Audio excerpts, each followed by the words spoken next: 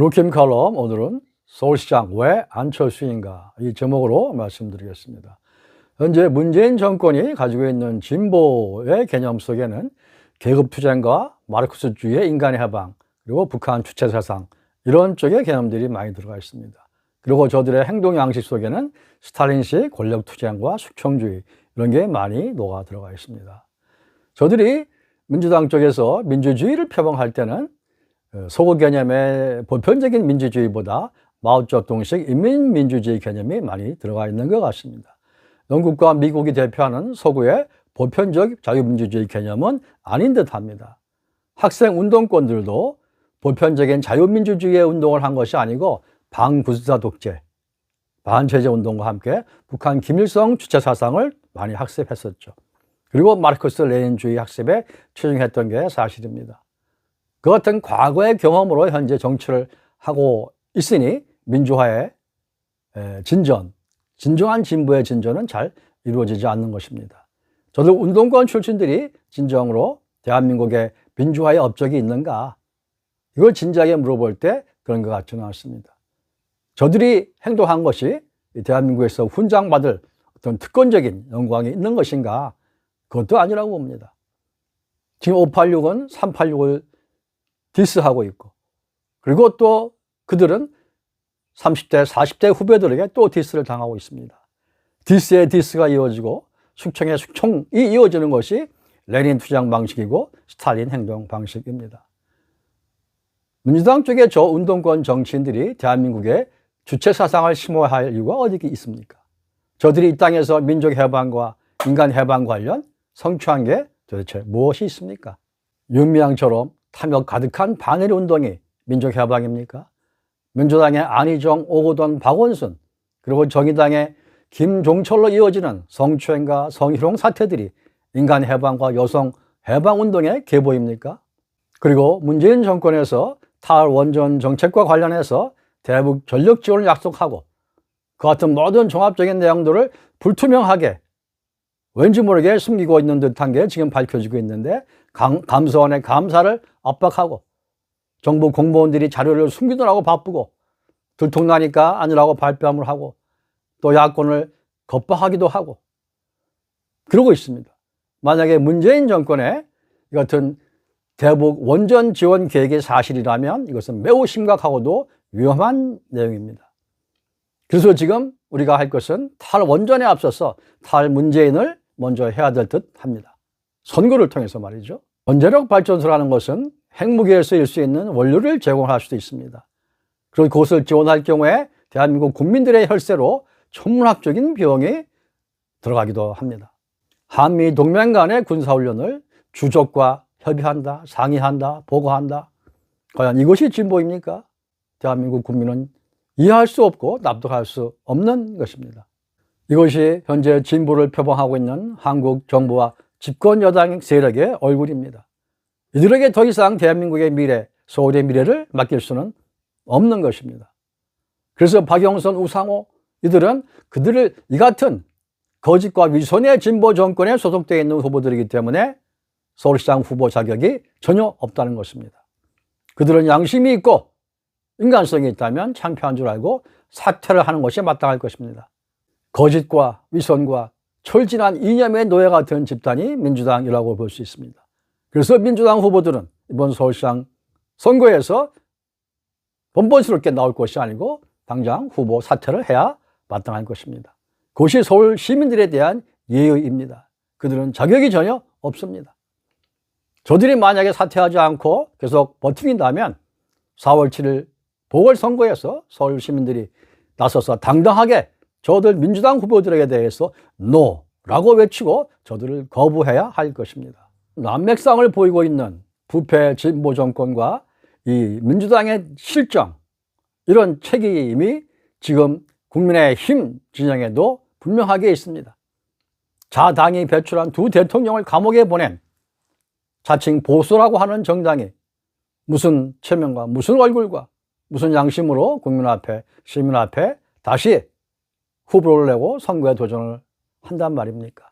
그렇지 않아도 지금까지 4연패의 패배의 DNA를 갖고 있는 국민의힘은 크게 자성해서 이번 4월 7일 보궐선거에 나온 후보들을 사퇴시키고 안철수 후보로 단일화를 미리 해주는 것이 국민에 대한 도리이고 전 야권과 서울 시민에 대한 도리라고 생각을 합니다. 그런데 현실은 참으로 딱합니다. 국민의힘의 김종인 위원장은 정치적으로 치매 수준에 달해 있는 정도로 사리분별과 어떤 정치적 방향을 잡지를 못하고 있습니다. 영어로 political dementia 상태에 빠져 있습니다. 방향을 모르기 때문이죠. 저들은 무엇이 중요한지, 단일화를 왜 해야 되는지 전혀 망각하고 있습니다. 이해를 못하고 있습니다. 현재 시국에서 서울시장으로서 안철수가 왜 단일화돼야 되는지 안철수의 소중함을 모르고 있습니다. 저 김종인 씨의 호를 김몰라라고 해야 한다는 지적도 있습니다. 국민의힘은 또한 지금 보수 정당이라고 자임하면서도 대한민국 사회에서 보수의 가치가 무엇인지 정확하게 규정을 못하고 있습니다. 민족 문화에 대한 것, 실학 사상에 관한 것, 김구 선생의 상해 임시정부, 항일 독립운동, 반독재 시민운동, 아동과 여성의 인권의 문제, 이런 것들이 전부 종합적으로 현대적, 한국 사회의 현대적 보수의 가치인데 그것들에 대한 어떤 포용과 통섭과 이해가 전혀 없습니다.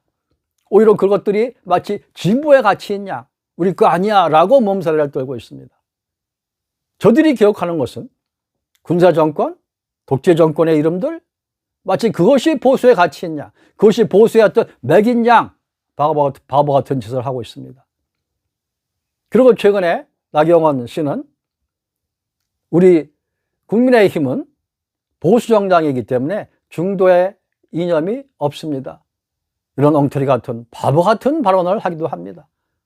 그만큼 국민의힘 소속 후보들과 국민의힘 비대위원장과 국민의힘 전체가 보수의 정확한 방향과 개념과 이해가 없는 것이 참으로 문제입니다. 거기다가 국민의힘 정당은 현재 보수의 진정한 가치를 찾지 못하고 포용과 관용과 어떤 통합의 이미지를 보여주지 못하고 있습니다. 그것에 대한 이해와 어떤 당위성조차도 갖고 있지 못합니다. 그것이 참으로 서울 시민이 볼 때는 안타까운 일이 아닐 수가 없습니다. 그래서 민심이 이반되는 것입니다. 국민의 힘으로부터 젊은 세대들이 어떤 혐오감을 가지고 이탈하고 있는 겁니다. 그것을 잘 깨달아야 할 것입니다. 저들이 지금 아동 보호의 문제, 여성 인권의 문제, 대한민국과 서울의 노인 빈곤의 문제와 청년 실업의 문제, 어떤 출산율의 문제, 이것들이 사실은 전부 매우 중요한 보수의 가치입니다. 그런데 저들 국민의힘 후보들과 국민의힘 자체가 이런 현대적인 보수의 가치를 주장하고 들고 나오고 정책화하고 공약화하고 실제로 어떤 정치 활동을 한 것이 별로 없습니다. 그런 면에서 국민의힘은 가짜 보수입니다. 진정한 현대적 가치, 현대적 개념의 보수의 가치를 찾지 못하고 있기 때문입니다. 그런 면에서 국민의힘은 대한민국 국민과 서울 시민 앞에 직무유기요, 무능함밖에 드러내지 못하고 있습니다. 왜? 보수 가치를 못 찾고 헤매고 있으니까. 그래서 많은 시민들이 국민의 짐이다 라고 얘기를 하는 것입니다. 더 나아가서 앞으로 이번에 내년에 대선과 또 4월 달에 서울, 부산 보궐선거에서 또 패배한다면 국민의 짐이 아닙니다. 이것은 국민의 적이 되고 말 것입니다. 지금 나와 있는 국민의힘 서울시장 후보들은 스스로 후보의 자격이 없음을 깨닫고 총사퇴하는 것이 마땅하다고 봅니다. 특히 오세훈, 나경원 이와 같은 중진 후보들은 안철수에게 양보를 하고 대승적으로 어떤 정치적인 결단을 해야 할 때라고 봅니다. 치졸하고 졸렬하게 패배하는 것보다는 용감한 양보가 아름답고 미래의 정치를 위해서 더 준비하는 그런 매력이 있을 것이라고 봅니다. 현재 민주, 국힘 모두 천박한 도덕적 이원론에 빠져 있습니다. 내가 하면 로맨스요, 상대가 하면 불륜인 것처럼 보복과 복수와 비판만 앞세우고 있습니다. 바로 이 지점, 이 같은 공간에 안철수의 실용주의 경제와 중용의 정치가 요구되는 것입니다. 그래서 진달래 철쭉피는 4월 7일 날 안철수를 서울시장으로 우리 시민들이 세워야 하는 것입니다. 좌우 이념의 구렁텅이에 빠지지 않은 제3의 정치 세력이 필요한 까닭입니다. 제3의 정치 세력은 실용주의와 중용주의의 세력이 될 것입니다. 벌써 세계적으로 냉전 체제가 무너진 게 수십 년이 지났습니다. 냉전의 이념이 사라진 게 수십 년이 지났습니다. 이제는 제3의 평화의 방식, 제3의 세력 균형의 방식이 모색되어야 합니다. 세계적으로도 국내 정치에서도 마찬가지입니다. 미국과는 동맹관계를 더 긴밀하게 하고 북한 문제에 대해서는 복합적으로 다차원적인 평화 방식이 논의되어야 할 것입니다. 현재 문재인 정권처럼 구걸하고 비밀리에 밀약을 하고 이런 불투명한 대북 정책 가지고는 안 될 것입니다. 안철수는 어제 여성단체를 방문해서 스마트 안전도시 서울 프로젝트에 대해 설명을 했습니다. 세계에서 여성과 아동이 가장 안전한 서울을 만들겠다. 그리고 서울 인권센터를 설립해서 권력형 성범죄를 원천적으로 차단하겠다. 공무원의 성범죄는 원스트라이크 아웃 제도를 만들어서 정말 안전한 첨단의 서울을 만들겠다. 그런 내용을 설명을 했습니다. 이렇게 볼 때 안철수가 가지고 있는 지금 내세우고 있는 공약과 정책들이 한국 사회에서 어떻게 보면 가장 진보적이고 또 어떻게 보면 가장 보수적인 가치를 포용하고 있습니다. 서울 시민들이 그것을 점차 알고 이해하고 깨달아가고 있다고 저는 봅니다. 이것이 바로 실용주의입니다. 경제와 사회의 실용주의, 정치적으로는 중용정치.